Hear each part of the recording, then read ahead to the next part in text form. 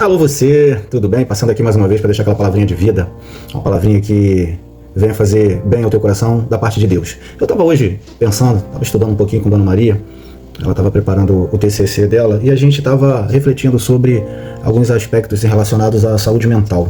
Alguns aspectos que a gente observa hoje no dia a dia que afetam diretamente a saúde mental, ou seja, a qualidade de vida de toda pessoa. Em especial, me veio à mente algumas coisas que afetam a saúde mental do cristão, do crente. E o que ele pode fazer em relação a isso?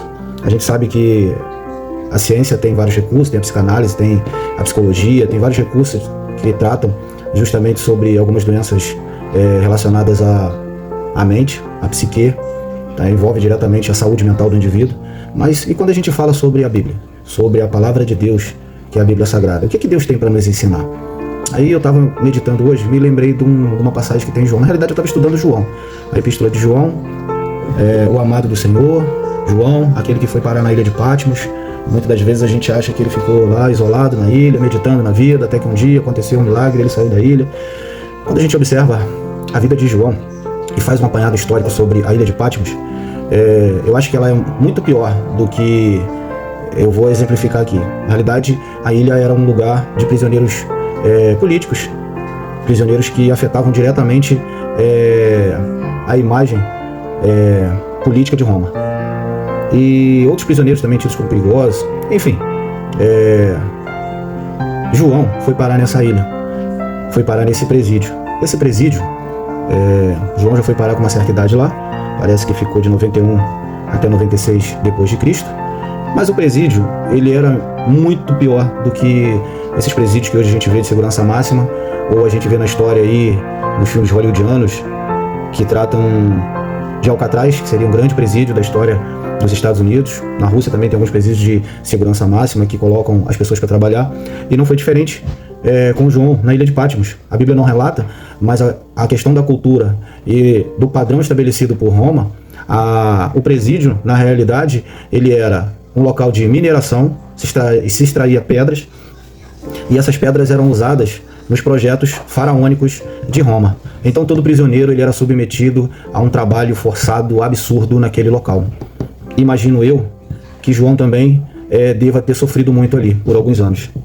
Se eu não me engano, foi o imperador Domiciano que estava perseguindo, se declarou um Deus vivo e começou a perseguir, através de decreto, os cristãos. Mas eu quero falar sobre o sofrimento. A Bíblia não relata, mas João com certeza passou grandes angústias naquele local e já na sua velhice. Grandes sofrimentos, grandes lutas. Então ele escreve, ele consegue pensar, ele consegue justamente imaginar como está o próximo, como está o meu próximo. O apóstolo do amor estava ensinando-nos a amar o próximo como Deus nos amou. Esse próximo ele pode ser o nosso bem-chegado de casa, mas ele também pode ser aquele que não gosta da gente, como Jesus Cristo ensinou. E numa dessas passagens, João faz a advertência sobre alguns aspectos que muitas das vezes nos tiram o foco. E aqui que é a grande questão. O foco do nosso projeto, que é de servir, obedecer, amar a lei do Senhor, obedecer a lei do Senhor. A maior demonstração de amor a Deus é obedecer a sua lei, e isso me trouxe uma reflexão. Muitas das vezes a gente nem para observar qual é a lei do Senhor. Quantas vezes a gente se submete ao pecado, faz certas coisas erradas e acha que porque o lado magnânimo de Deus, amoroso, ele vai nos perdoar a todo momento. Mas é como se fosse um pai dentro de casa. A demonstração de amor por aquele pai, ela tem que ser testificada com boas ações, com boas obras. E aqui João, na sua epístola, 1 João, no capítulo 2, eu anotei aqui, 1 João 2, a partir do verso 15, ele fala assim: não amem o mundo, nem as coisas que há nele. Essa versão é NTLH, nova tradução da linguagem de hoje. Não amem o mundo, nem as coisas que há nele. Forte, né? A gente ama tanta coisa no mundo: roupa, carro, bens, joias, viagens, ama curtir. Se vocês amam o mundo, não amam a Deus. Olha a outra frase forte. Se vocês amam o mundo, não amam a Deus, o Pai. Nada que deste mundo vem, nada que é deste mundo vem do Pai. Versículo 16. Nada que é deste mundo vem do Pai. Os maus desejos da natureza humana, a vontade de ter o que agrada aos olhos. O que agradou os olhos de Eva no paraíso, levou à queda e à saída do paraíso. Os maus desejos da natureza humana, a vontade de ter o que agrada aos olhos. Em outras passagens bíblicas, é declarado que os olhos são um espelho do nosso coração, da nossa alma, porque eles focam naquilo que mais agrada ao nosso coração, que nós estamos propensos. Os maus desejos da natureza humana, a vontade de ter o que agrada aos olhos e o orgulho pelas coisas da vida. Orgulho pelas coisas da vida. Pode ser orgulho pelo meu trabalho, orgulho pelo meu... Lógico que isso aqui é excessivo, orgulho pela minha sabedoria, pelo meu conhecimento, porque eu me destaco, porque eu me dou bem nisso ou naquilo outro. E João, ele estava exortando, ensinando, admoestando os maus desejos da natureza humana. E ele continua, o que agrada aos olhos e o orgulho pelas coisas da vida.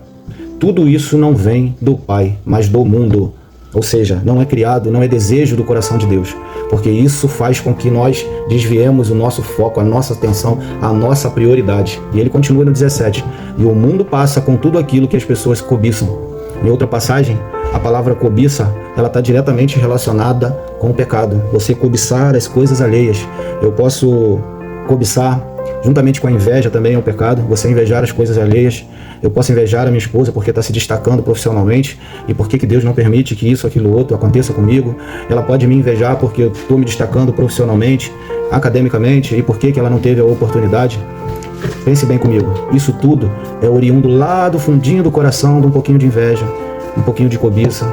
Porque a gente precisa entender que Deus, nós como cristãos, Deus é soberano sobre nossas vidas. Precisamos, ao orar, entendermos que se Deus disser não, nós temos que aceitar o não com alegria e não com tristeza. Se Deus fechar uma porta, a gente tem que entender que a porta foi fechada por um motivo maior.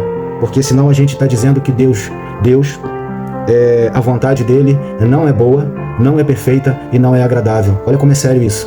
Se eu ficar triste porque Deus fechou uma porta para mim, chateado com Deus, eu vou insistir, eu vou isso, eu vou aquilo.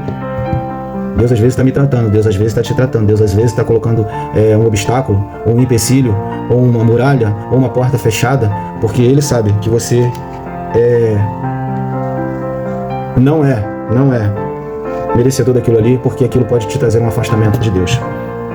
E Ele fala sobre as concupiscências da carne.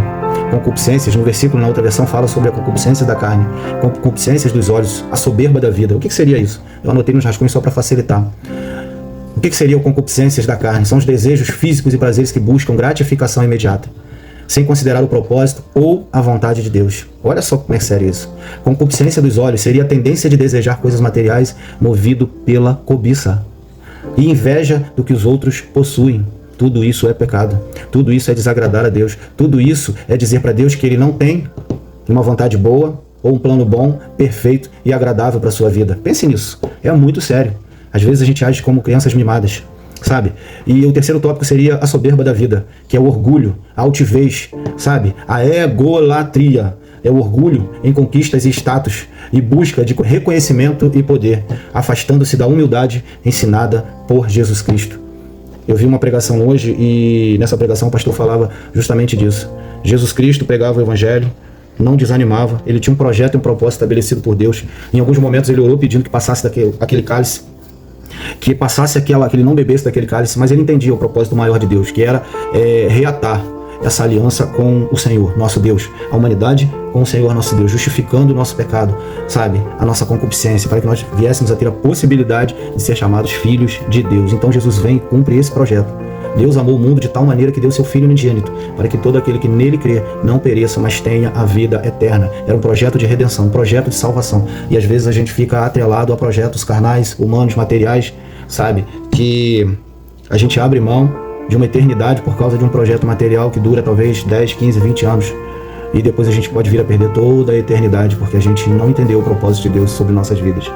Mas eu quero dizer para você, se você está mergulhado, sabe, nessa reflexão, nessa dúvida, nessa tristeza, levante a cabeça, faça uso do que foi dado por Deus, sabe, que é a companhia, que é o conselho, que é o estímulo, que é a motivação, que é o aconselhamento, que é o acolhimento, que é justamente a direção que o Espírito Santo de Deus, derramado a partir de Atos 2, a todo aquele, ou a partir do momento em que Jesus subiu aos céus e logo em seguida veio o Espírito Santo, fazendo o papel de Paracletos.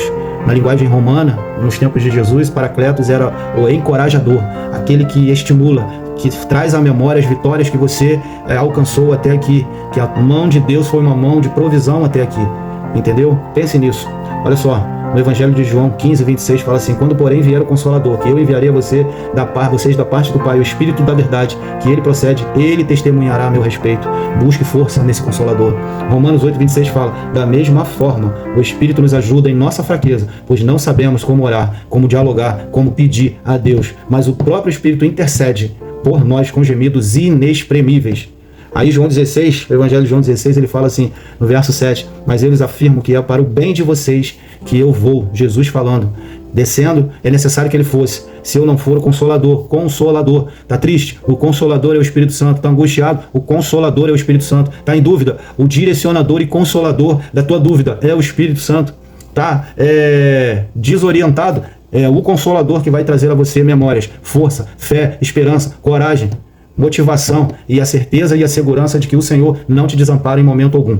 Tá? Fique com essa mensagem, que Deus possa te abençoar, reflita sobre isso, tá? Não deixe que as concupiscências da carne, não deixe que as vontades